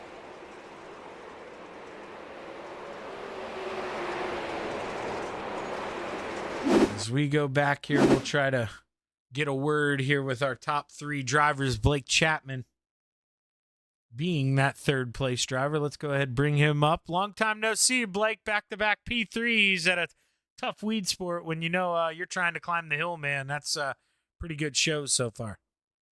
Yeah, I'll definitely take it. Just like the last race, there were some pretty big wrecks. We just got a little bit lucky and were able to get out of the way and avoid those. So, yeah, just kind of minding my own business, running that bottom, and it went away there. about 15 laps to go, especially in 1 and 2. So we had to change things up a little bit, and found the middle, found the top, and used whatever we had to get up to third, and held on for a podium. Yeah, and obviously, Blake, you can only control what you can control, but with 3 laps to go, well, really with 4 to go, you saw the leaders in front of you, man, mixing it up. Were you getting excited? Because right before that caution flag flew, man, you were right there on the deck, and we were about to have a 3-car battle for the lead. Yeah, I really didn't want to see that caution come out because there was quite a bit of a gap between me and Anthony there. Then when he threw that slider on Patrick, I gained a lot of ground on him. So I was just hoping that those two were going to battle a little bit, and I was going to be able to sneak in there and maybe steal a spot or two. But unfortunately, we got that caution, and I made more of a run at second than I thought I would. But the bottom just wasn't quite good enough to get us there. Yeah, definitely not the bottom we had in the 305 and 3 and 4, that's for sure. But you made do with what you could, and you drove that thing the whole way up to another podium finish. Congrats, Blake, on another good run, man. Who you want to thank? Yeah, I got to thank the family for watching. Got to thank all the guys under the Crate Sim Racing team, especially Terry for running with me tonight. I got to thank Preston at Epsilon Sprint Wraps, Andy at AJ Custom Creations. Got to thank Flatline Racing Bodies for sponsoring this Hometown Heroes event. Got to thank Steve at Steve's Custom Golf Clubs. And of course, I got to thank Galen's Gourmet Popcorn. They got some of the best stuff out there. You can head over to their website, and don't forget to use code CART, that's C-A-R-T, at checkout for 15% off some of the very delicious popcorn. And I got to thank everyone involved in putting this league on, and you for broadcasting, Shaggy. Hey, heck of a run, Blake. Looking forward to seeing what you can do here in the midgets, man. Give them heck. Thanks, Shaggy. Blake Chapman bringing home P3, and now we're going to bring up the man who finished P2, the driver of the 32, Anthony Morano. Anthony, man, oh man, there for a quick minute, I thought you were going to steal that thing from Patrick, but an untimely caution right after he threw that slide job through 3 and 4, man. What's going through your head there? You're battling for the lead, caution flag flies. I didn't think I had a chance in hell, honestly. I was struggling, just trying to hurry up and get through that to get to my next race here. So, just did what I had to do. Thought I might have got lucky. Then I saw Blake was peeking there underneath me. I was like, he's going to get me. And I actually moved the wing back to -1 there on the last caution just to try it out, see if I can figure something out maybe for the next race here. So it wasn't too bad. We'll do some tinkering and try to figure something out with the 360s there. I don't really think it might actually be the first time I've ever ran there. So it was different. We'll try it out and hopefully learn and maybe actually be able to do something next time. Yeah, man. I mean, you're hanging with two of the biggest dogs we got here. I mean, you had Patrick there on his heels for a little bit. It looked like you were maybe going to take that thing away, but a P2, man, sandwiched in between Chapman and Spangler. I know that's something you're going to be happy with. So congratulations, Anthony, on the big P2, man. Who you want to thank? I got to thank my wife, Sherry, the boys at FTM, Super Dare Car, High Mom Lens, Swan Speed Shop, Extra Installation, Castleberry Flagstone, Shaggy TV, Shaggy for doing a broadcast, Flatline Auto Bodies, or I think that's what it is, Flatline Race Design, something, one or the other. I know it's one of those two. And everyone right the first time. For try to remember, but yeah, and everyone here at Coast to Coast. Well, hey, congratulations, Anthony. Good luck here in your next race, man. Get going. Thanks a lot, buddy. Now we're going to bring up the winner here, the driver of the 39, the high side banger. Patrick, couple laps to go, man. You stepped on it a little bit. You had us scared, but you sent it in there in 3 and 4, man, with an absolute huge slide job. And if you don't do that, well, the caution flies the next lap, and you're sitting there in P2. How important was that move? I apologize to Anthony because I thought it was pretty close and I felt bad. I was able to get it back. I almost looped it because there's like a whoop section right before you get to turn 1, and it pops the front end up, and it just popped the front end up at the wrong time, and I overcorrected and almost spun out. But I got a good run out of the turn to set that up. But the bottom was there at the very beginning, and then it was going away, and then just rode the top. I got real thin there, but that was fun. Yeah, I mean, you caught Dino by surprise there. You mentioned the bottom was in. Were you shocked, or did you know from warm-ups that you were going to be able to make that move? I thought it was there, but I didn't know it was from fourth to first in like 3 turns good. It was lightning quick if you hit it right. Well, hey, Patrick, man, you finally get on this top step. You know, this has been a little ways coming. You've been finishing P2 a lot, but you finally get up here. Congratulations on the big win, man. Who you want to thank? Thanks. Yeah, just you for the awesome broadcast. Jeff and Jack for running the league, Train Wheels Racing, Jeremy Designs, Dad and Uncle back home, and I think that's it. We going to run some midgets, or are we taking the night off? Nope, taking the night off now. I'm going to go watch some weather coverage because it's crazy out there right now. All right, yeah, and you got to go be a dad, too. Congratulations on the win, Patrick. Can't wait to talk to you again, man. Thanks, sounds good. Patrick Spangler bringing it home, and we're going to take a quick break here on the Coast to Coast Racing Network, and we'll be right back with your Flatline Racing Bodies Midget Sprint Cars here next at the Weed Sports Speedway. Stick around.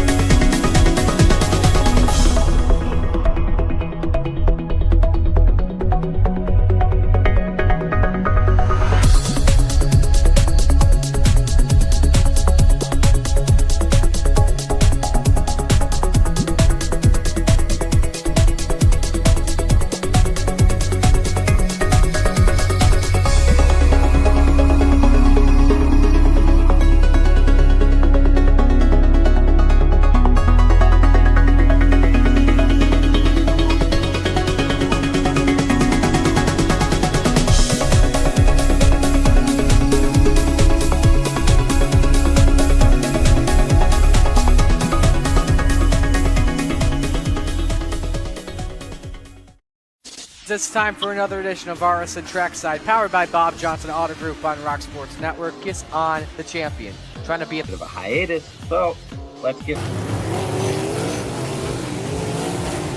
right when we were talking about it.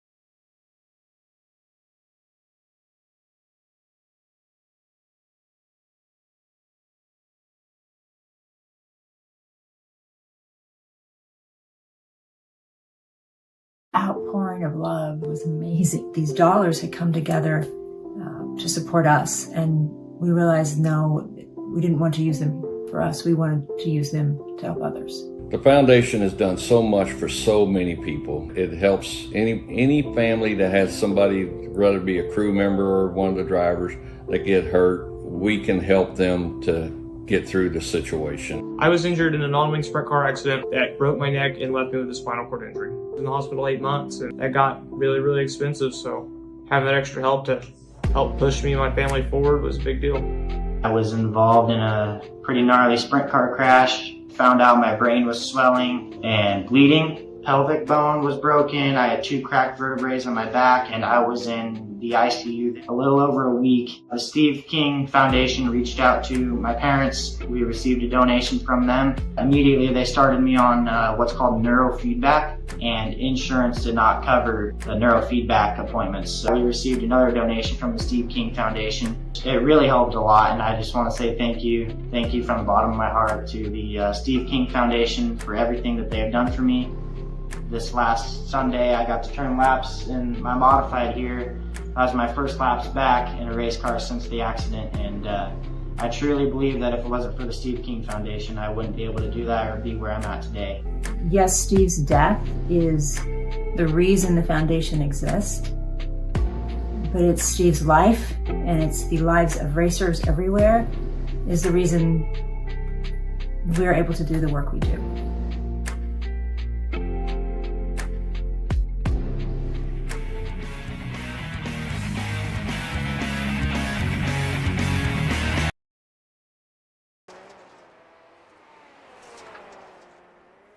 We are back live on the Coast2Coast Racing Network for part 3 of our Hometown Heroes presented by Flatline Racing Bodies.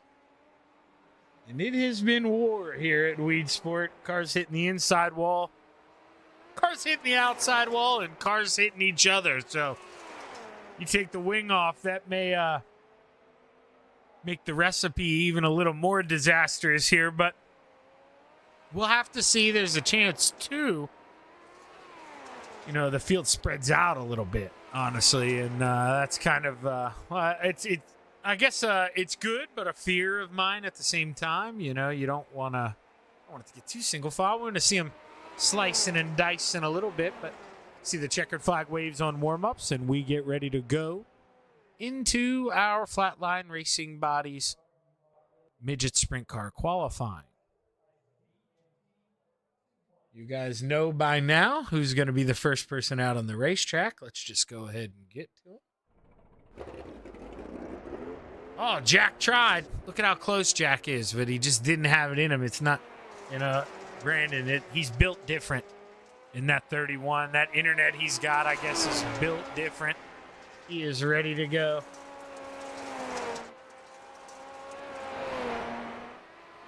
You know what? Yeah, let's go trackside here, for the first lap. See if these cameras are too loud or too quiet. The midget doesn't put off the power that the 360 puts off. Oh, he got in that inside wall. That's going to hurt both laps.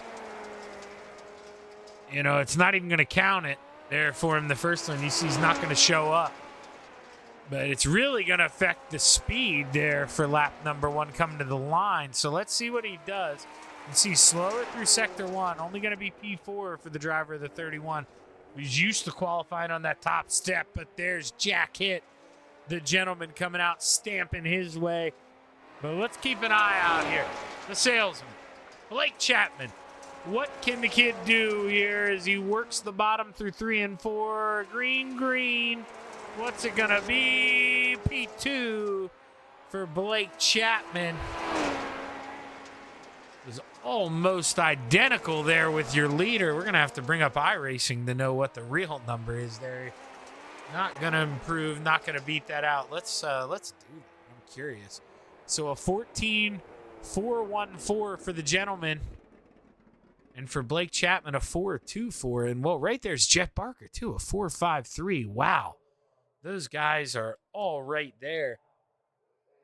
Should make for an interesting feature. And a really interesting invert here for the heat. Because, you know, we should have 2 heats. I'd imagine a 5 and a 4. I don't think they'll do a 9. So the invert's going to go the whole way back to Bixler, and you can see they're 0.3 slower than the guys in front.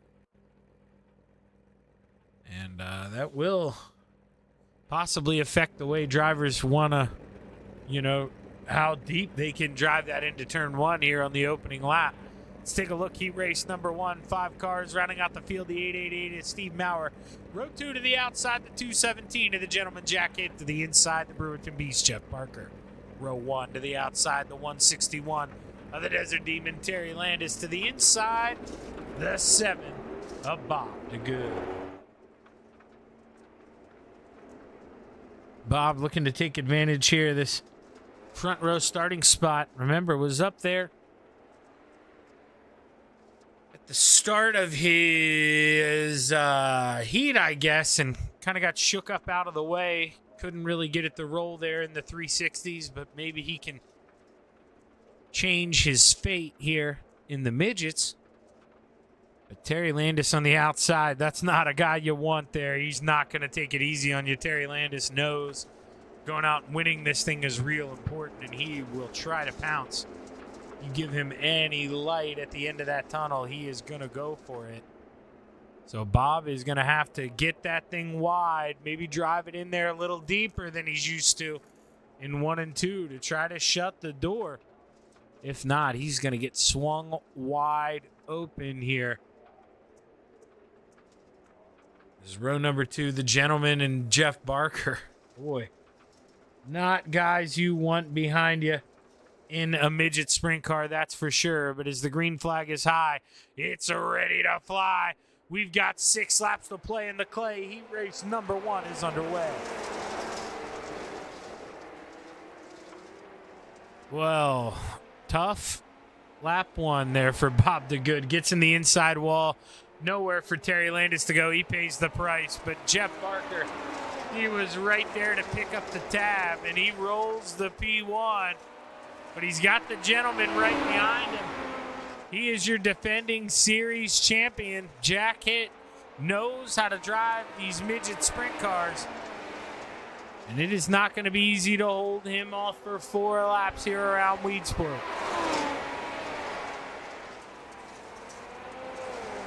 Jack just trying to roll the center a little higher, trying to cut underneath the 513 on exit. Just trying to find any way to try to tighten up that gap a little bit, but Jeff Barker doing a good job of pacing himself, rolling the center there through 3 and 4, lots of speed coming off the corner, and with 2 to go, Jeff Barker looking pretty good out front in that 513, and man, if you want to dethrone the king right now, you're going to have to do it on the high side, and that's what Jack's trying to do, but the white flag in the air, only 1 lap to go. The Brewerton Beast has the lead going down the backstretch. Final time into 3 as he rolls the center through 4. Checkered flag waves. Jeff Barker brings it home, followed by the Jack Hitt, Steve Maurer, Terry Landis, and Bob DeGood. Should only have 4 guys here in this next heat race number 2. Rounding out the field, the 20 of the Salesman, Blake Chapman. To the inside, the Spider Monkey in the 83, Brandon Dittmer. Row 1 to the outside, the 31 of B10, Brandon Templeton. And starting on the pole, the Mayor, Steve Bixler.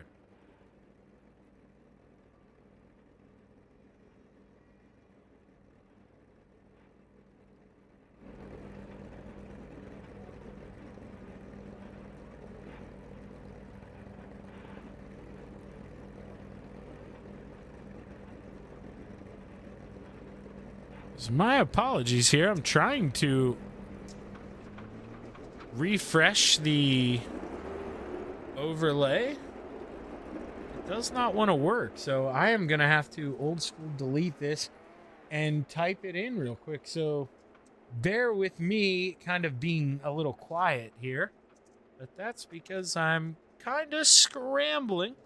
I mean, at least we get 2 laps now. They used to shorten these heat races on me. They can't do it here. So not going to be able to this time. I don't like that either. I've refreshed it, put it in there, and it's not wanting to pop up. So this means is we are going to have to do a hard reset of the program. So my apologies here if I don't get you that overlay right away here. But with only 4 drivers on the racetrack, you guys should be able to figure that out as well as I.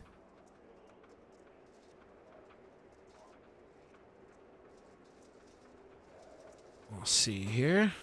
My apologies. The iRacing pops up back up when I bring up the program, but the green flag is high. It's ready to fly. Heat race number 1 is underway. Steve Bixler driving it in on the bottom. Shuts the door of Brandon Templeton there in the black car. The blue car, the Spider Monkey, Brandon Dittmer, well, the white and blue, and then back behind the salesman, Blake Chapman. Steve Bixler, he gets a little contact there with B-Temp. He slides up. New leader, the Spider Monkey, Brandon Dittmer. There we go. It did pop back up for you guys, not me. I was panicking. That's why I was describing the colors. But, hey, at least you guys have it. Now you get to see Templeton to the bottom. He's trying to find a way around Dittmer. Side by side, going down the backstretch. Advantage 83 for now. But the 31 roll in the bottom through 3 and 4. Give it to the Spider Monkey at the line. Brandon Dittmer trying to hold off 2 of the best here in the late models as we've got Brandon Templeton and Blake Chapman now in a close third. As Blake loses a little pace there on the entry, didn't want to, I guess, close the gap too much there, risk getting into the back of the 31, but he gave up a lot of pace, and white flag in the air, 1 more lap to go. The Spider Monkey doesn't have to be perfect, just has to be smooth here. Final time through 3 and 4. Can he bring it home? Runs that top shelf. He grabs the checkered flag. He's going to start on the outside of the front row. Dittmer, Templeton, Chapman, and Bixler. As we round out heat race number 2 and we take a quick break and I mess with my overlay. We'll be right back here for Flatline Racing Body's Midget Sprint Car feature here at the Weed Sports Speedway. Stick around.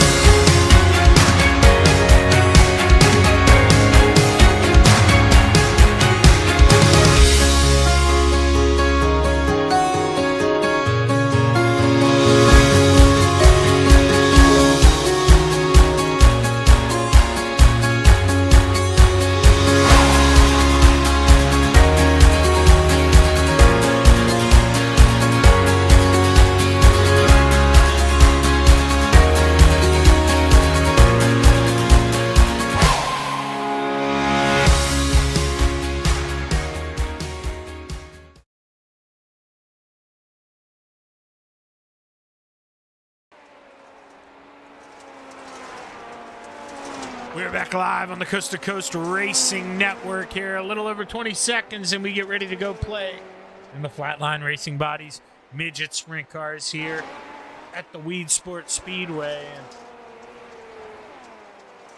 I expect a pretty good one here. Maybe a caution or two, maybe a couple more than that, but it is going to be a battle for the lead here right off the jump. So make sure you buckle those seatbelts tight because it is going to get bumpy here at Weed Sport.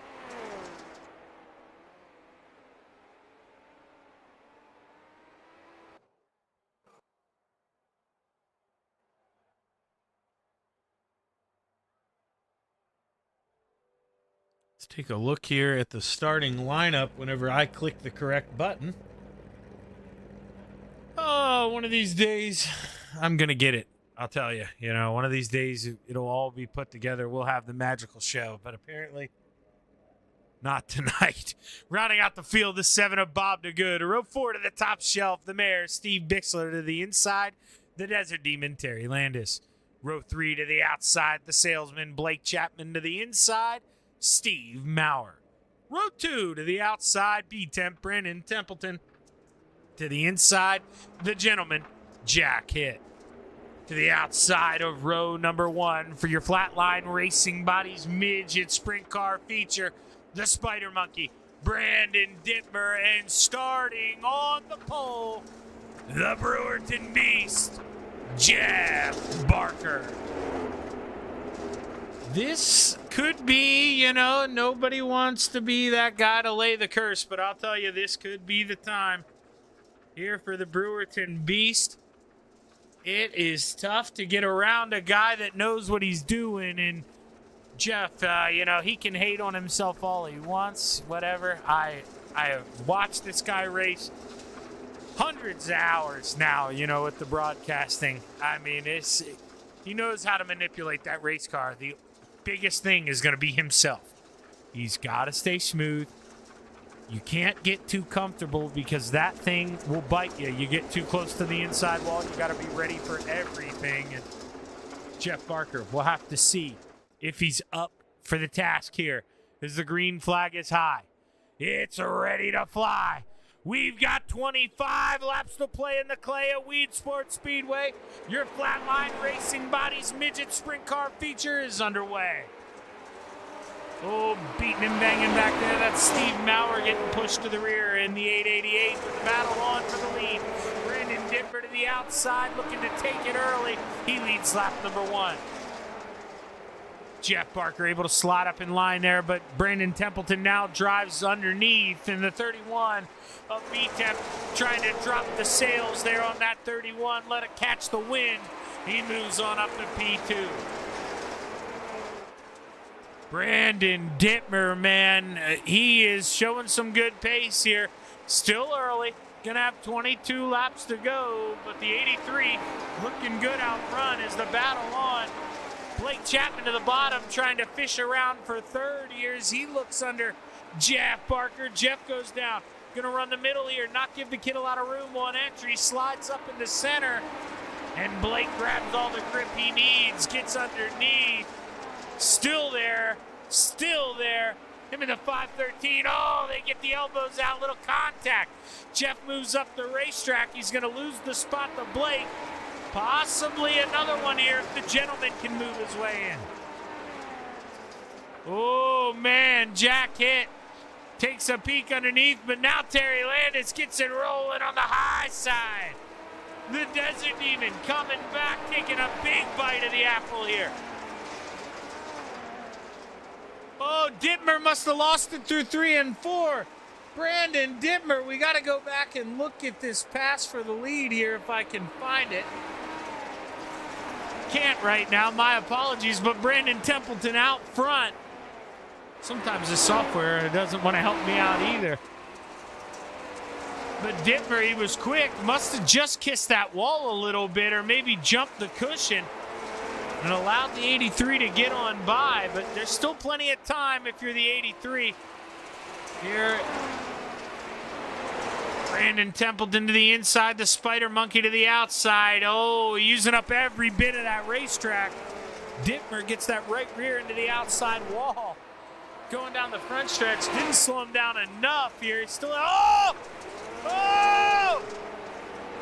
Templeton, inside wall, Dittmer back to the lead. Oh, hiccups all over the racetrack. The Spider Monkey jumps the cushion on entry. He gives it right back. And, man, they're playing hot potato out here with the lead. It's too hot right now. Nobody wants it. 14 to go. Blake Chapman gets up to third here. As you see the war rage on, he's going to need help. He's going to need a caution if he wants to run these guys down. But so far, we've gone one flag, the green flag. 13 laps to go. Let's see here. Let's go into the trackside cameras. Let's watch them roll around here a little bit.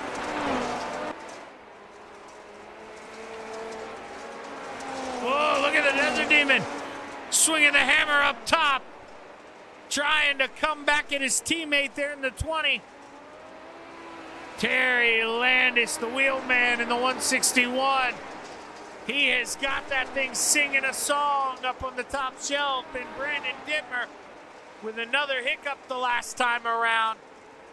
He has lost touch with the leader, Brandon Templeton. And Terry Landis, here he comes on the outside. Looking to scream out of that cave, drives in, catches the cushion, goes over. But man, hammered down there for the 161 of Terry Landis. Those KSR boys side by side for the last 3 laps. And they're still breathing down Brandon Dittmer's neck with 8 to go. Back and forth, back and forth. These guys going to have to work together if they want to find a way around that Spider Monkey. Terry Landis works the outside, trying to will Dittmer, trying to push him just that little bit, saying, come on, man, come on, man. I know I'm quicker than both of you, but I can't get you both at the same time. And with 6 laps to go, you ain't got much of it. Blake trying to do his dirty work on the bottom, but you can see it's so tight coming off the corner. He's just got to give it too much wheel. Can't keep it straight. And oh, the Desert Demon. He thought about making it 3 wide. Oh, no! Contact there with Jack Hitt after he jumped the cushion. And the Judy Special ends up on his side in the middle of 1 and 2. Caution flag waves for the first time. We saw it live. Terry just drives it in a little deep. You see he gets the right rear in the front stretch wall. Couldn't set it up for corner entry the way he wanted to. And just as he thinks he's going to be able to catch it and bring it down, well, here comes a handshake from the 217's right rear. And Jack Hitt just couldn't woe that thing down and give him the room he needed. And Terry Landis ends up on the side, throwing sparks. And we're under caution for the first time.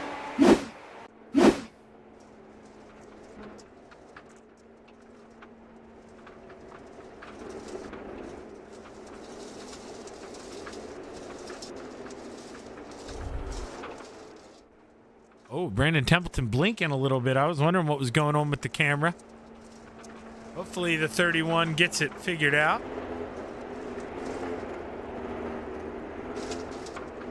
Definitely don't want to see Brandon lose the lead this way. He deserves much more than a connection problem here under caution. That would be tough there for the driver of the 31. And oh, man.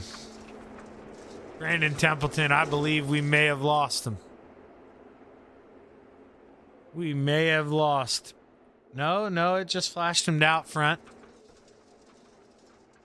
I don't know. This is, see here if we see him blinking in and out. I do not see him popping up on the track. I think Dittmer is a little worried about it as well. He's trying to leave extra space here, and this is going to be a confusing one. The green flag waves, we're back underway.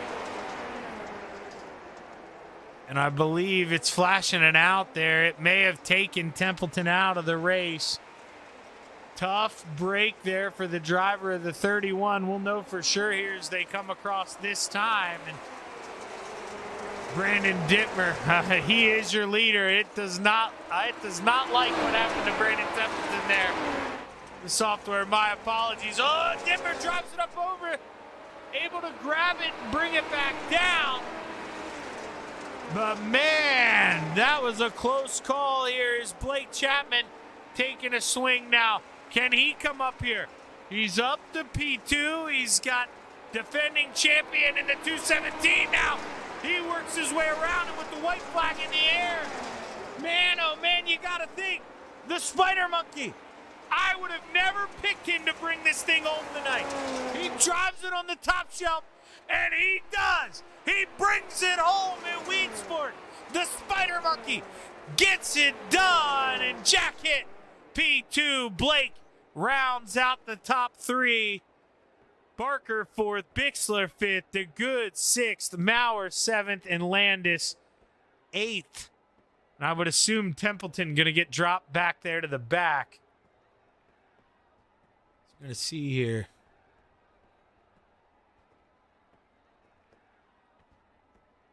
Wait, what? It has Brandon Templeton winning?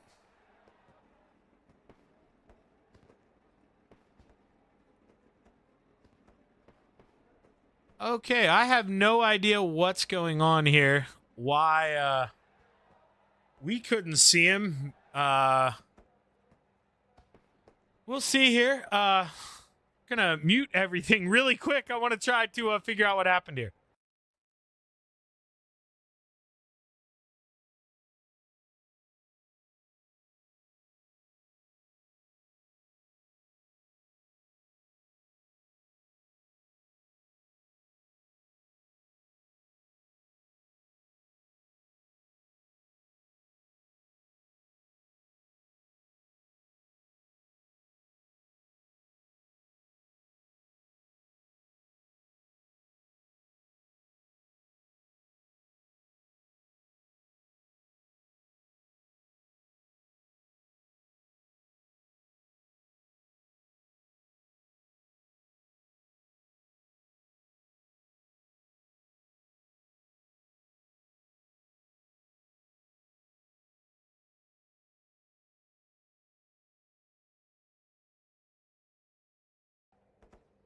Okay, so I talked to Dittmer, and I guess you could see, he could see Templeton kind of flickering in and out here. Let's see if we go back to this white flag lap. Let's go off the nose.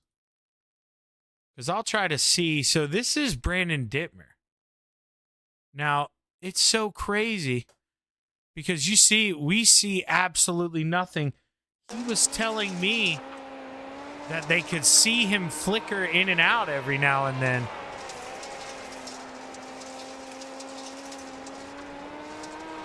Yeah, that's unbelievable. I couldn't see him at all.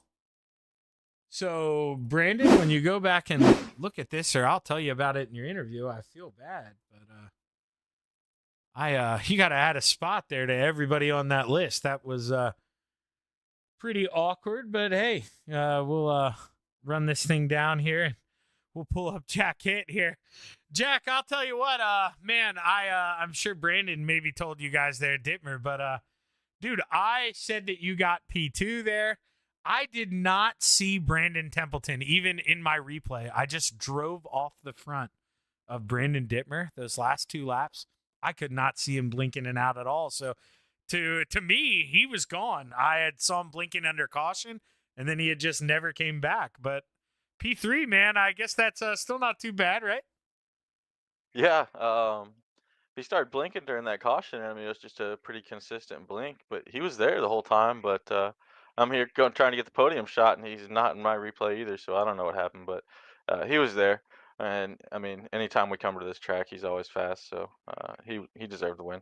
Oh, no, most definitely. That's not what I was getting at. I just feel bad that I'm going to kind of flub him. I wonder what maybe, dropping something, maybe that's something iRacing has to work at in the in the files, because that's, because I'm in here as a spectator, not a racer. So maybe if I was in as the racer, he doesn't totally blink out and I get to see him. But weird, yeah, that he doesn't show up in your replay file either. But at the end of the day, Jack, not an easy racetrack, and to bring home a podium, man, if you want to be a defending, or if you want to be a champion, you know all about that. These podiums add up. So pretty good run, man. You got anybody you want to thank?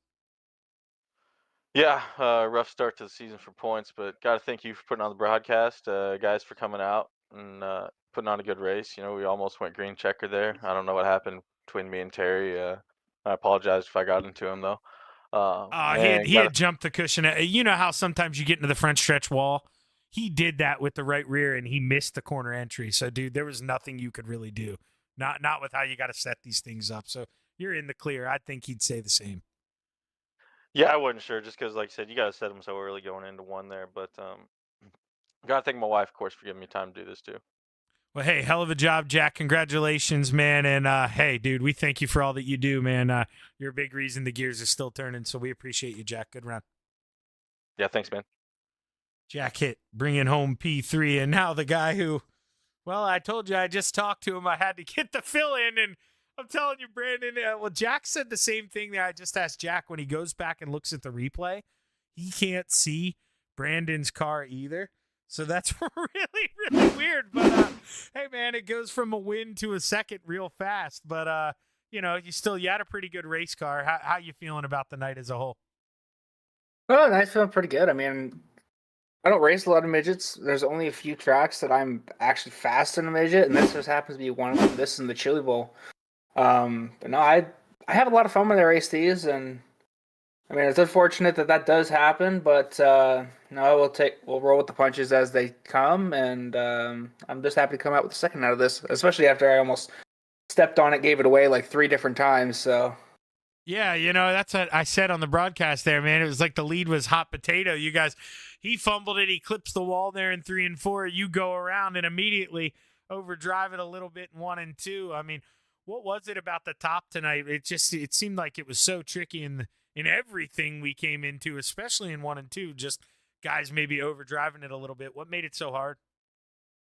well, weight sports is a weird track. If you're wanting to run the top side in 1 and 2, you almost got to back it in to almost to the middle of the corner, hit that cushion, and then drive out of it. And it's a very fine line. You drive it in a little too hard, you catch that wall, and then you wreck. So it's hard to get perfect, but if you do hit it just right, it's a beauty. Well, hey, man, you look pretty good out there tonight, and you look pretty fast.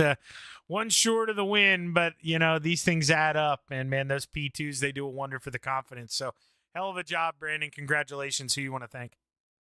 Oh, you for the broadcast, everybody behind the scenes making this all run, all the sponsors for being able to put up a broadcast, and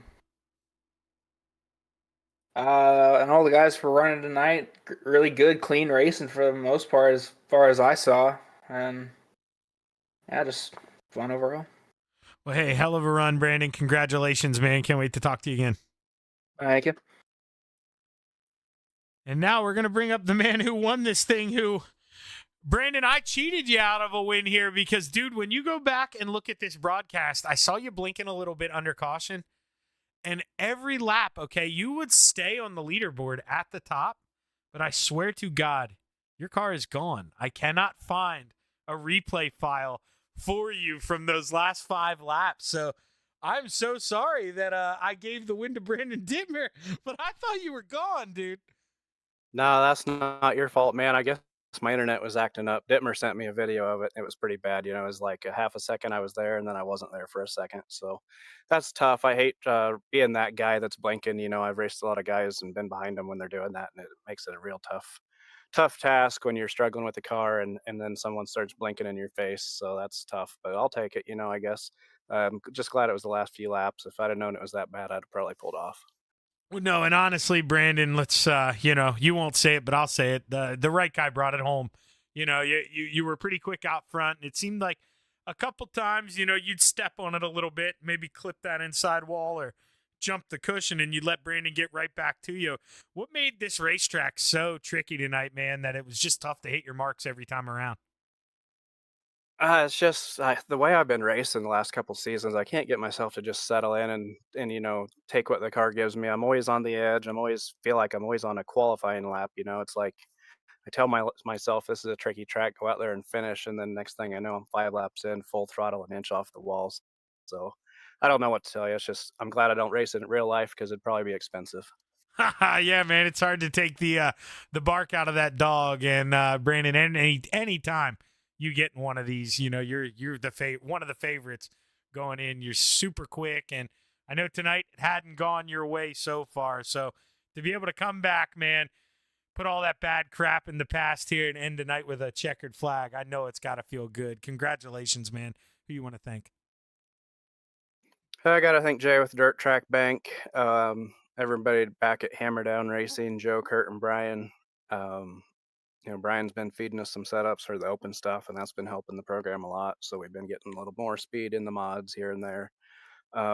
Thanks to Extreme Images, Maley's Makery, Big C's Lawn Care, you, Shaggy, for putting on an awesome broadcast that's fun to watch back, and everyone watching at home, everyone doing Coast to Coast and helping out behind the scenes, review committee, administration, executive, whatever you do. Thanks for helping out. Hey, hell of a run, Brandon. And man, when you go back and look at this thing, you can hear it in my voice. I am so glad you didn't get kicked out because you deserve this thing. You were quick as hell. And man, if you would have lost it that way, that would have been a shame. So congratulations, man. Can't wait to talk to you again. Yeah, appreciate it. Thanks. Brandon Templeton, I'm glad the internet gods held up for this guy because after the night that he had, man, he needed it. He was quick. You got to feel a little for the Spider Monkey, Brandon Dittmer, but man, this guy needed it and answered the bell here at the right time. Congratulations to Brandon Dittmer winning your Flatline Racing Bodies Midget Sprint Car feature here at the Weed Sports Speedway. And with that, we come to a close. But make sure you hit that like button and hit that subscribe button because tomorrow, Adam Flieger going to be in for the small blocks, then the big blocks and small blocks, and then, well, yours truly will be back for the pro late models. So don't miss a beat here on the Coast to Coast Racing Network. I'm Zach Chapman saying so long. Have a good evening.